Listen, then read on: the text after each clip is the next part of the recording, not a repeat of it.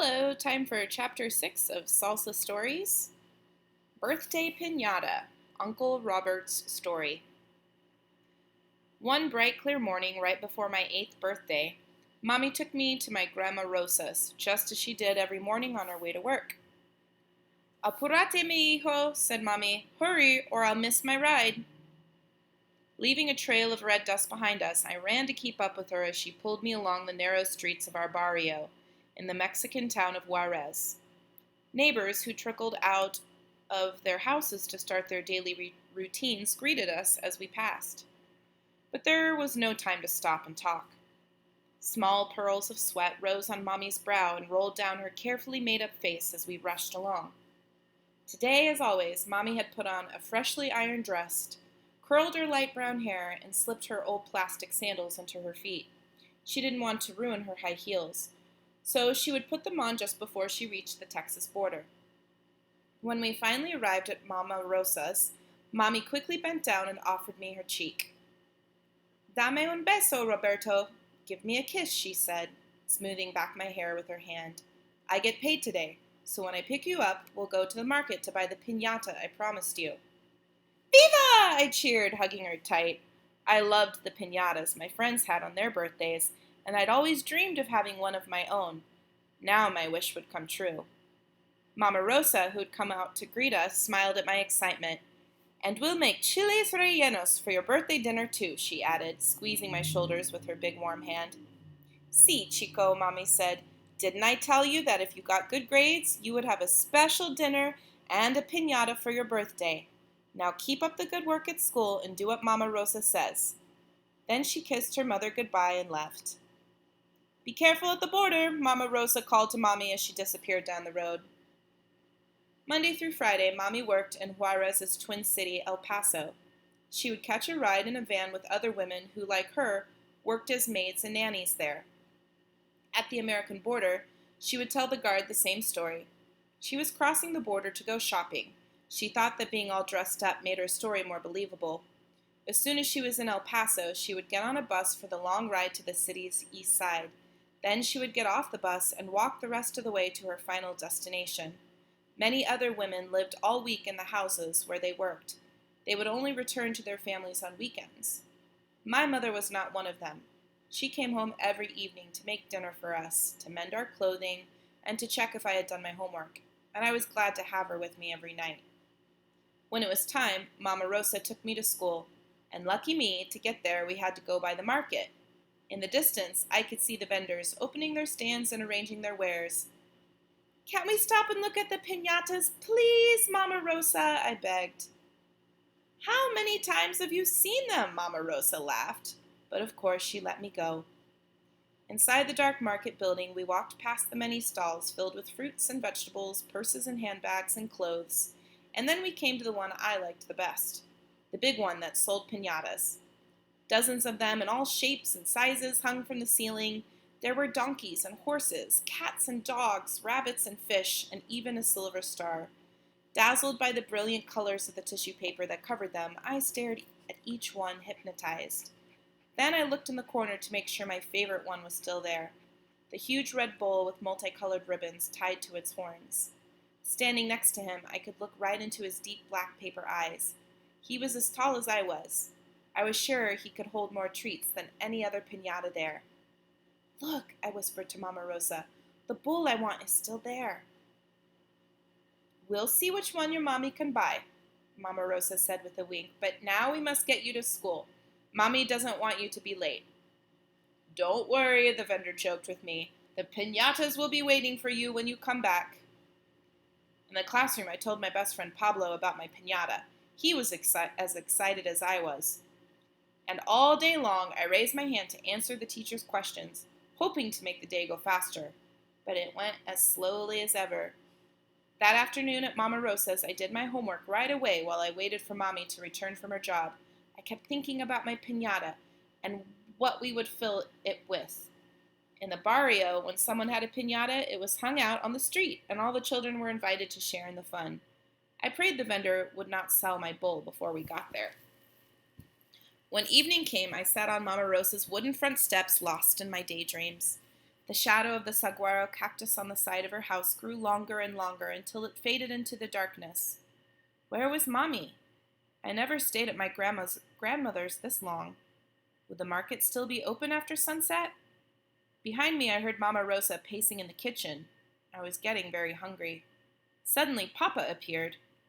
When he did not find us at home, he got worried and decided to come see if I was still at Mamarosas. Inside the house, I saw them whisper to each other. Mama Rosa looked anxious, and she set the table.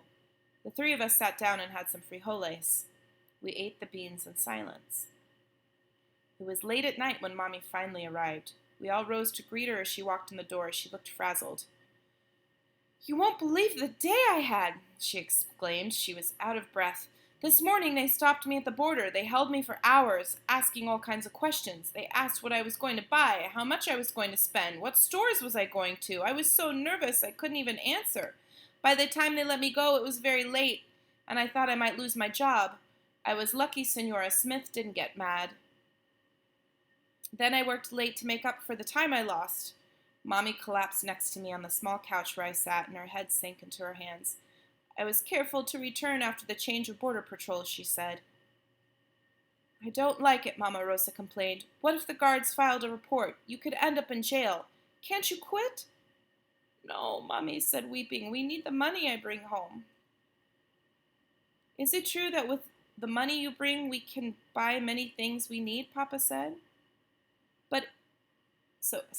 "It is true that with the money you bring, we can buy many things we need," Papa said. "But it is not worth it if you get into trouble. We can do without some things." "Like what?" Mommy asked. "Roberto's school shoes? Groceries? Mama Rosa's medicine?" I rested my head on Mommy's lap. It was almost midnight. She stroked my hair as she talked for a long time with Papa and Mama Rosa. Slowly their voices became fainter and fainter until they dissolved into my dreams. The next morning I woke up in my own bed. Papa must have carried me home.